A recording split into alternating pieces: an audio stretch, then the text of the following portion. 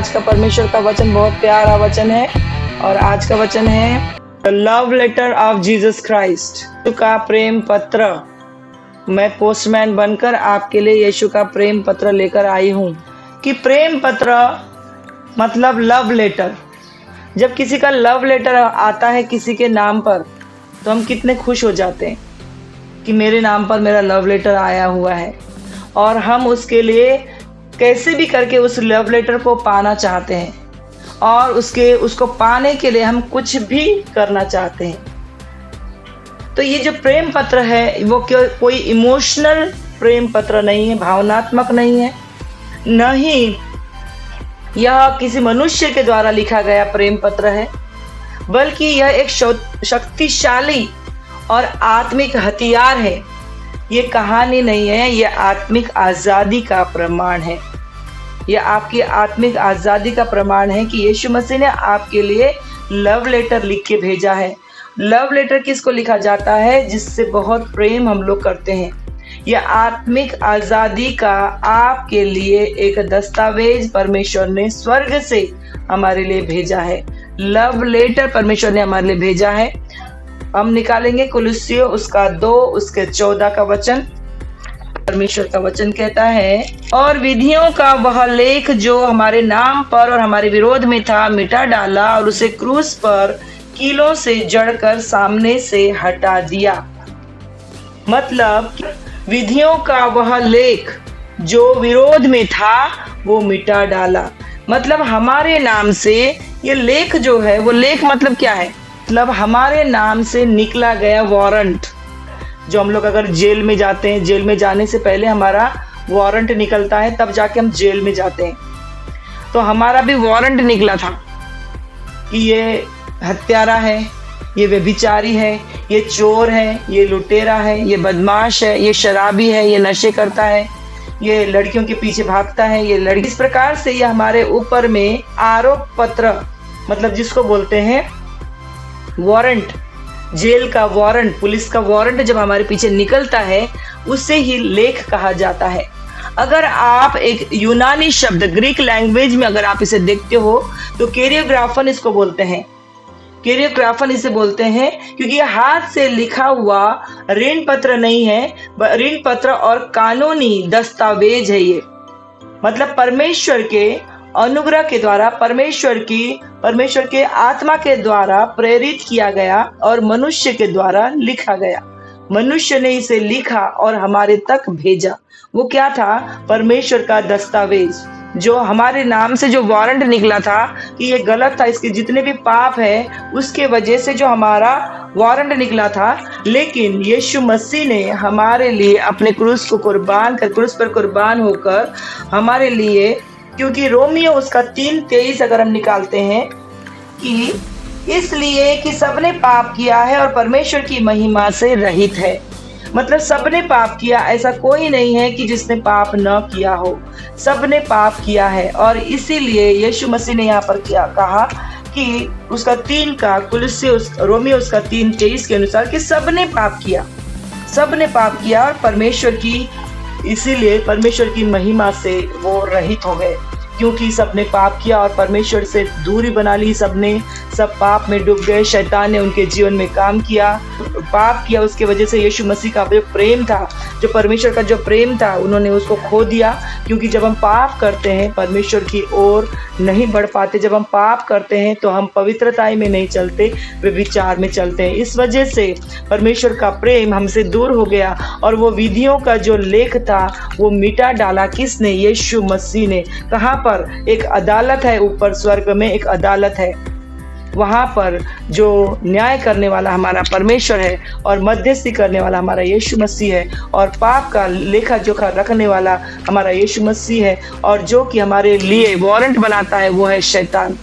तो यहाँ पर लिखा हुआ है कि स्वर्गीय अदालत में जो है वो जज कौन है? वो परमेश्वर पिता हमारे जज है। हमारी मध्यस्थी, हमारे वकील कौन है? हमारे यीशु मसीह हमारे वकील है। जब हम तकलीफ में आते हैं, दुख में आते हैं, कोई हमें धोखा देता है, पति हमें परेशान करता है, पत्नी हमें परेशान करती है, बच्चे हमें परेशान करते हैं, लोग हमें परेशान करते हैं, तब और जो पाप से हम घिर जाते हैं, व्यभिचार से, नशों से, श्रापों से जब हम घिर जाते हैं उस समय में छुटकारा कौन देता है, कौन बचाएगा हमें।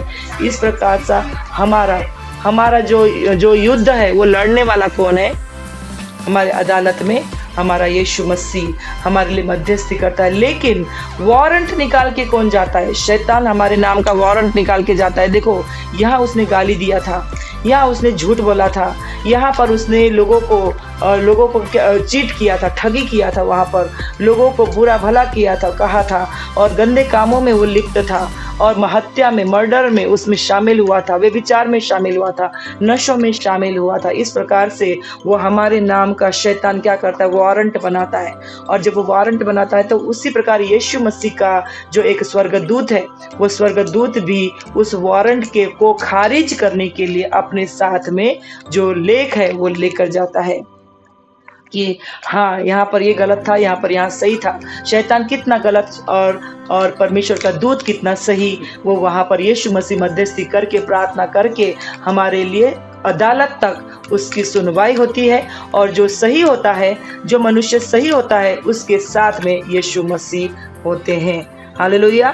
हमने दानियेल उसके 7:10 में भी देखा था कि जब दानियेल प्रार्थना कर रहा था तो वहाँ पर जो अदालत थी, वहाँ पर से परमेश्वर ने अपने दूतों को भेजा तुरंत। और दानियेल जब रो रो के प्रार्थना कर रहा था कि इनको बचाओ करके, तब परमेश्वर ने स्वर्गदूतों के द्वारा ये कहला भेजा था क्या कि परमेश्वर ने तुम्हारी प्रार्थना को पहले दिन में ही सुन लिया था। इसका मतलब ये है कि बार बार जो शैतान है वो हमारे केस को फाइल करता है कि इसने पाप किया, इसके ऊपर पीढ़ीगत श्राप है, इसके ऊपर आत्मिक बंधन है, ये नशों में है, गलत बंधनों में है, अब जो एक्स्ट्रा मैरिटल अफेयर में वो काम कर रहा है। इस प्रकार के वो हमारे नाम से केस फाइल करता है। वो हमारे विरोध में खड़ा हुआ वकील है। वो शैतान भी क्या है, हमारे विरोध में खड़ा हुआ वकील है। और जो यीशु मसीह है वो हमारे साथ खड़ा हुआ वकील है कि वो देखता है कि जो सही है, जो अच्छा है, परमेश्वर उसके साथ होता है। तो जो हमारे साथ में होते हैं पर यीशु मसीह, वो हमारे साथ होते हैं और वो हमारी मदद करते हैं। कब मदद करते हैं? जब हम बुराई में सचमुच नहीं होते हैं, हम सच्चाई के मार्ग पर चलते हैं, तब जाके परमेश्वर क्या करते हैं, यीशु मसीह हमारी मदद करते हैं। लेकिन अगर हम शैतान के रास्ते पर चल रहे हैं और वहां पर यीशु मसीह हमारे लिए वकील होकर हमारे लिए केस जो फाइल किया गया है शैतान के द्वारा, उसको खारिज करने के लिए खड़े रहते हैं, लेकिन देखते हैं कि मेरा बच्चा तो गलत ही कर रहा था, मैंने भेजा तो था प्रेम पत्र, लेकिन उस प्रेम पत्र को उसने एक्सेप्ट नहीं किया, बल्कि उसने गलत काम करना शुरू किया और वो गलत रास्ते पे चला गया। इस वजह से मैं उसका साथ नहीं दे सकता। लेकिन हम सच्चाई के रास्ते पर चलते हुए, हम परमेश्वर की राह देखते हुए, परमेश्वर के वचन पर भरोसा करते हुए यदि हम आगे बढ़ते हैं, तो ही परमेश्वर का जो ये वचन है, हमने जो उसका 2:14 का वो लेख जो विरोध में था वो मिटा डाला। विधियों का मतलब पुराने से पुराना आपका पीढ़ीगत होगा, आपके पीढ़ी से पीढ़ी, दादा परदादा का पाप होगा या आपके द्वारा किए गए पाप होंगे, वो सब भी यहाँ पर लिखा गया है कि विधियों का वो लेख जो था आपके ऊपर में, परमेश्वर ने वो मिटा डाला। और आपके जीवन में जो केस फाइल की गई थी, वो केस को परमेश्वर ने खारिज कर दिया। और उसके बाद जो पति पत्नी में लड़ाई झगड़ा हुआ था, वो दोनों पति पत्नी मिलने लग गए। जहाँ बाल बच्चे बिगड़ गए थे वहाँ सुधरने लग गए। जहाँ बच्चे लोग मंदी नहीं थी, परमेश्वर उनको बुद्धि देने लगे। जहाँ पर गरीबी थी, अकाली थी, परमेश्वर वहाँ पर आर्थिक उन्नति देने लगे। जहाँ पर अकाली नजर आ रही थी, सूखापन नजर आ रहा था, परमेश्वर वहाँ पर बहाली देने लगे। कब हुआ ये? जब हमने देखा कुलुस्सी उसका 2:14 के अनुसार कि जो विधियों का जो लेख था वो विरोध में था, वो मिटा डाला। ये कब हुआ? जब प्रेम पत्र आया।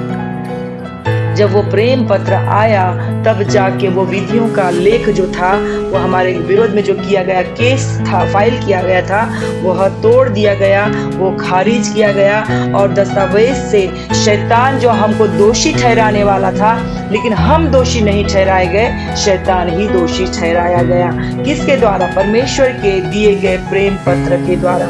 लेकिन अगर आज हम उसके प्रेम पत्र को अगर हम महसूस नहीं करते, उस प्रेम पत्र को हम उसको इम्पोर्टेंस नहीं देते जैसा कि हम लोग आजकल कर रहे हैं, अगर वैसा ही करते रहेंगे तो वो प्रेम पत्र आपके लिए जो कुलुस्सी 2:14 के रूप में जो काम करता है वो काम नहीं कर पाएगा, क्योंकि विधियों का वह लेख जो विरोध में था, वो जो आपके विरोध में केस फाइल की गई थी, वो सब खारिज कर दी जाएगी। लेकिन कब? जब उसके लहू, उसके जो प्रेम पत्र है, उस प्रेम पत्र को यदि आप इम्पोर्टेंस देते और उसके अनुसार चलने की कोशिश करते हो तब। तो आगे पॉइंट 2 मैं आपको बताना चाहती हूँ कि ये प्रेम पत्र किससे लिखा गया। ये प्रेम पत्र किससे लिखा गया? ये प्रेम पत्र यीशु के लहू के द्वारा लिखा गया। ये प्रेम पत्र यीशु के लहू के द्वारा लिखा गया। हम निकालते हैं इब्रानियों उसका 9 उसका 22। मुझे ये वचन सुनते बराबर, ये वचन जैसे ही परमेश्वर ने मुझे दिया, मेरा एकदम से मेरी रोम परमेश्वर को धन्यवाद दे रही थी कि सचमुच परमेश्वर ने अपना प्रेम पत्र मेरे नाम से, आपको पता है आपके पर्सनल नाम पर ये प्रेम पत्र आया है। इसलिए मैं बोलती हूँ कि बाइबल सबका अपना पर्सनल होना चाहिए। उसका कारण यही है कि लव लेटर 1000 लोगों के नाम पे नहीं लिखा जाता है, लव लेटर किसी एक के नाम पे लिखा जाता है। और परमेश्वर ने हमें नाम लेकर बुलाया है, नाम लेकर परमेश्वर ने हमें लव लेटर भेजा है। तो इब्रानियों उसका 9 उसका 22 के अनुसार परमेश्वर का वचन क्या कहता है? सच तो यह है कि व्यवस्था के अनुसार प्राय सब वस्तुएं लहू के द्वारा शुद्ध की जाती है और बिना लहू बहाए पापों की क्षमा नहीं है। क्योंकि कुलुस्सी उसका 2:14 हमने पढ़ा, वहां पर लिखा गया है कि विधियों का वो लेख जो विरोध में था वो आपका मिटा डाला। आपके जीवन में जितने भी विरोध आए थे, परेशानी आई थी और जो केस फाइल किया गया था शैतान के द्वारा, वो सब यीशु मसीह ने एक प्रेम पत्र को देकर उसको खारिज कर दिया। क्योंकि वचन कहता है यहाँ पर इब्रानी 9:22 के अनुसार कि वाचा के लहू से लिखा गया, लहू से लिखा गया, जो वाचा है वो लहू से लिखा गया और प्रेम पत्र स्याही से नहीं लिखी, यीशु के लहू के द्वारा लिखा गया। क्यों ऐसा हुआ? क्योंकि जब तक लहू नहीं बहाया जाता था तब तक पापों की क्षमा नहीं होती थी। पुराने ज़माने के लोग बकरी और बैल और बछड़े इस प्रकार के जो थे बलिदान देकर लहू बहाकर वो अपने पापों की क्षमा का, उनको लगता था कि हमें पापों की क्षमा मिल चुकी है। लेकिन वो बकरा, वो बैल, वो मेंढ और वो जो कबूतर बनकर कौन आया आपके लिए? यीशु मसीह, और अपने आप को कुर्बान कर दिया और अपने आप के जो लहू को आपके लिए बहा दिया। और वो लहू आज हमारे लिए स्याही बनकर आपके लिए एक लव लेटर बनकर आपके पास आपका नाम लेकर आपके पते तक आपके घर पर वो पहुंच चुका है। हालेलुया। क्योंकि परमेश्वर का वचन कहता है कि लहू में 3 शक्तियां होती है। आप लिख सकते हो इस चीज को, लहू में 3 शक्तियां होती है। एक होती है क्षमा की शक्ति, दूसरी होती है शुद्ध करने की शक्ति। क्षमा की शक्ति कहाँ पर है? पहला यूहन्ना उसका 1 उसके 7 के अनुसार अगर आप देखते हो वहां पर लिखा है, वहां पर क्षमा की शक्ति उनको मिल रही है। दूसरा है शुद्ध करने की शक्ति, मतलब इब्रानियों उसका 10:22 आप लोग घर पे जाकर पढ़िएगा, और यदि आपको नहीं समझा है तो फिर से आप लोग वचन को सुन सकते हो। शुद्ध करने की शक्ति इब्रानियों उसका 10:22 के अनुसार। तीसरा शक्ति है आत्मिक अधिकार देने की शक्ति। परमेश्वर यीशु मसीह के लहू में क्या शक्ति है? आत्मिक अधिकार देने की शक्ति। पहला शक्ति है क्षमा की शक्ति, पहला यूहन्ना 1:7। दूसरी शक्ति है शुद्ध करने की शक्ति इब्रानियों 10:22 के अनुसार, और तीसरी शक्ति है आत्मिक अधिकार देने की शक्ति प्रकाशित वाक्य 12 उसके 11 के अनुसार। इसलिए जब भी ये परमेश्वर का प्रेम पत्र पढ़ने बैठ जाओ, आप याद करो कि आपके आत्मिक बंधन हिलने लगते हैं। अब बाइबल का वचन पढ़ने बैठते हो, जब ये प्रेम पत्र पढ़ने बैठते हो, ये लव लेटर पढ़ने बैठते हो, तो याद रखो कि ये आत्मिक बंधन जो है वो हिलने लगते हैं। और ये आपके बाप का लव लेटर है, तो बाप का लव लेटर पढ़ने के लिए आपको नहाना ही है, ऐसा करना है, वैसा ही करना है। मैं कहाँ जाकर पढ़ूं? बाथरूम में जाकर कैसे पढ़ूं? मैं नहाया नहीं हूँ, मैं पीरियड में हूँ, तो मैं कैसे पढ़ूं?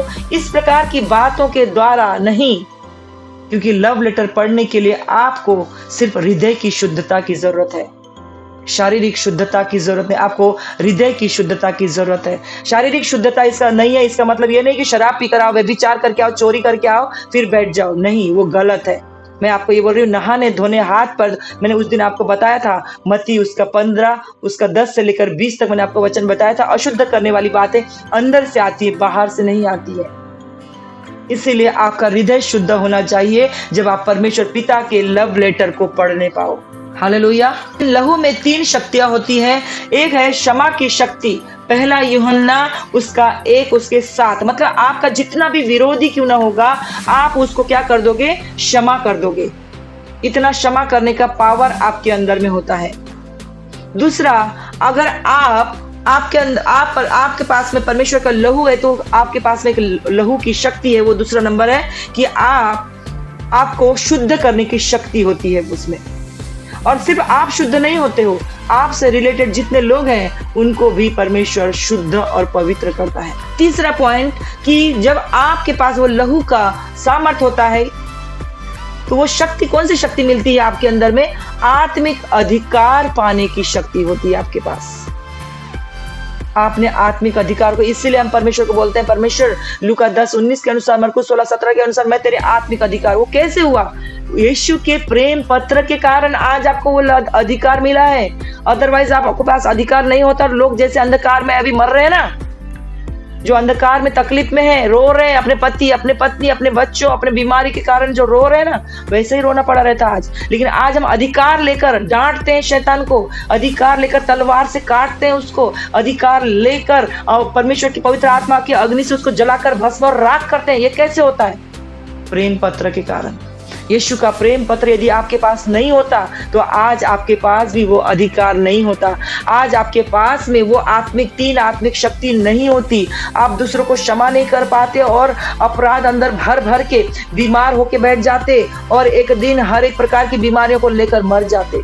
लेकिन परमेश्वर का प्रेम पत्र जब आज आपके नाम से आया है, तो आज आपको परमेश्वर ने क्षमा की शक्ति दी है।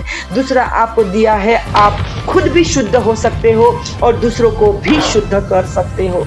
आपको तीसरी शक्ति दी है कि आप आत्मिक अधिकार को ले सकते हो। आत्मिक अधिकार को लेकर अंधकार को आप पैरों तले कुचल सकते हो। जब आप प्रेम पत्र पढ़ने लगते हो, मेरे प्रिय भाइयों बहनों, मैं आपको बताना चाहती हूँ कि जब आप प्रेम पत्र पढ़ने लगते हो, तो आत्मिक बंधन हिलने लगते हैं। जो रुकावट थी, जो बंधन थे, वो टूटने लगते हैं और आपको लगता है अचानक से वातावरण ठीक होने लग गया है। जो अभी तक बुरा लग रहा था, अब अच्छा लगने लग गया है। आपके पति के मन में, आपकी पत्नी के मन में एक दूसरे के प्रति कड़वाहट थी और वो अचानक कड़वाहट प्रेम में बदल गया है, ऐसा आपको महसूस होने लगेगा। और वो कब होगा? वो तभी होगा जब आप उन आत्मिक अधिकारों को, 3 अधिकारों को, जो प्रेम पत्र को लेकर आप पढ़ोगे, प्रेम पत्र के ऊपर चलोगे। प्रेम पत्र क्या है? प्रेम पत्र ये है, प्रेम पत्र ये है। प्रेम पत्र जब आप, इसीलिए तो देखिए यहाँ पर ये लाल रंग का क्यों होता है? आपने देखा ये लाल रंग का क्यों होता है? ये यीशु का लहू है और ये यीशु के लहू के द्वारा लिखा गया है। ये आपके नाम पर, हर एक के नाम पर ये प्रेम पत्र लिखा गया है। और ये लिखने वाला कौन है? परमेश्वर पिता। और यहाँ पर किसी स्याही से नहीं, परमेश्वर यीशु मसीह के लहू के द्वारा लिखा गया प्रेम पत्र है, जो कभी खत्म नहीं होता, कभी इसका अधिकार खत्म नहीं होता, कभी नाश नहीं होता। आप खत्म हो जाओगे, हम मर जाएंगे, लेकिन आने वाली हर एक पीढ़ी जो है इस लहू के द्वारा छुटकारा पाती है। Hallelujah, praise the Lord. परमेश्वर का वचन कहता है कि अगर आपके अंदर में आप इन 3 शक्तियों को, जो यीशु का लहू, यीशु का प्रेम पत्र, जो लहू से लिखा गया जो प्रेम पत्र है, उसको अंदर आप जब लेते हो, तो आपके आत्मिक बंधन हिलने लगते हैं। ये पहला पॉइंट। और अचानक से जो समुद्र था, लाल समुद्र, वो 2 भाग होने लग जाता है। दूसरी बात, जब आप परमेश्वर की इस प्रेम पत्र को पढ़ने लगते हो, तो आपके अंदर से जो अपराध बोध की भावना है, दोषारोपण की भावना है, दूसरों को दोष देना कि उसने किया, मैंने नहीं किया, गलती, ताली दोनों हाथ से बजती है, गलती दोनों तरफ से होती है, तब जाके जब आग जलता है तब धुआं निकलता है। इसीलिए जो हमारे अंदर जो दोष भावना होती है, अपराध भावना होती है, वो भी टूटने लगती है।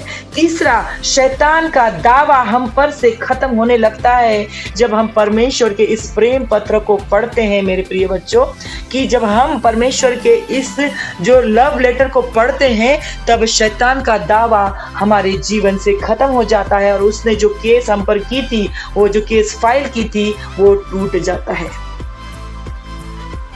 Praise the Lord. क्योंकि पहला यूहन्ना उसका 4 का 18 वचन कहता है, यह प्रेम पत्र जो है, ये पूर्ण प्रेम में भय नहीं होता, वरन सिद्ध प्रेम भय को दूर कर देता है, क्योंकि भय का संबंध दंड से होता है और जो भय करता है वो प्रेम में सिद्ध नहीं हुआ है।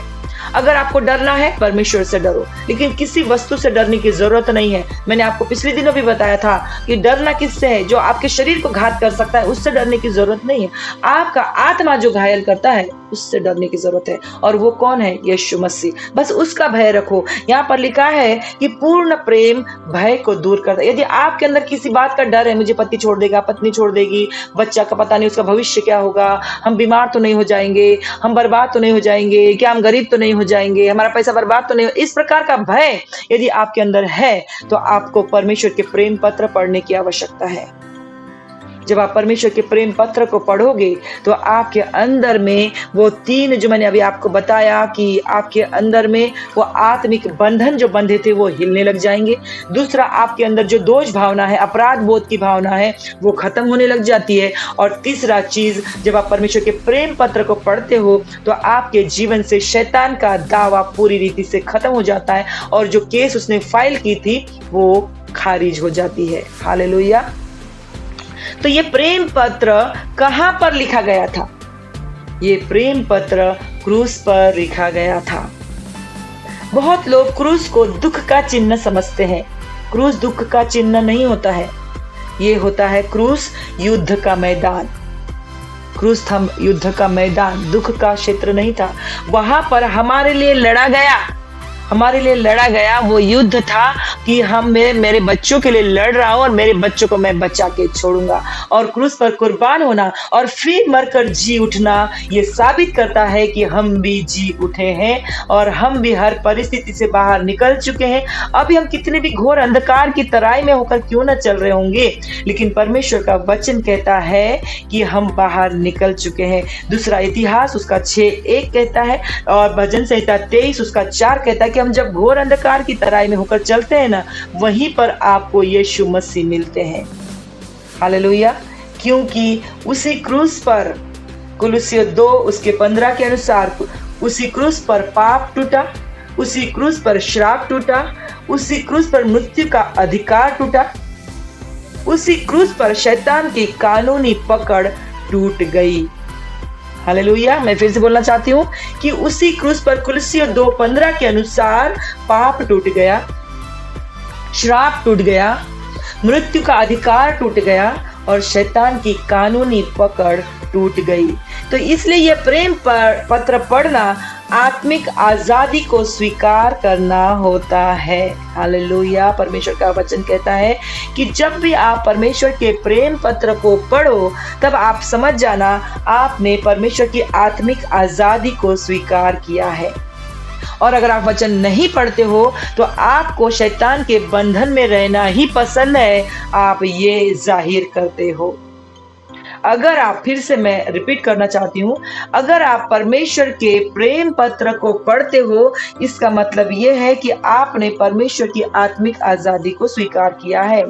लेकिन अगर आपने परमेश्वर के प्रेम पत्र को नहीं पढ़ा है, इसका मतलब आपने शैतान के बंधन को स्वीकार किया है।